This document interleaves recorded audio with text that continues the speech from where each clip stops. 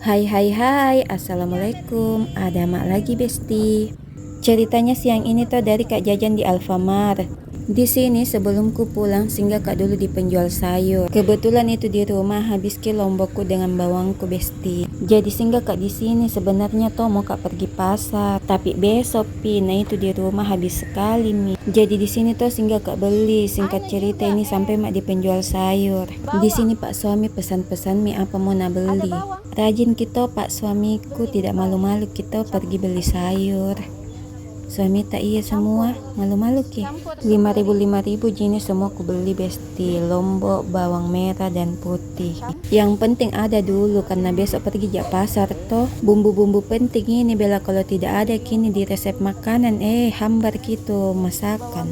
Intinya kalau ada mini bahan-bahan di makanan tato asipa itu makanan kan. Ini sudah mak nabungkuskan lombok, sisa bawang kuk mami itu sana nabungkuskan mak sementara nabungkus mitu.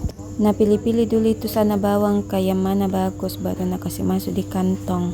Penjual begini bagus di tempat dibeli besti. Yang bagus kualitasnya yang nak kasih kantong, bukan yang busuk-busuk, yang bonyok-bonyok bahkan berulat. Dia biasa itu nah ada penjual yang bonyok-bonyok kan Cina kasih sampai di rumah dibuang tonji. Toki untung banyak. Oke pale besti sampai di sini dulu di. Assalamualaikum, dadah, jangan lupa makan.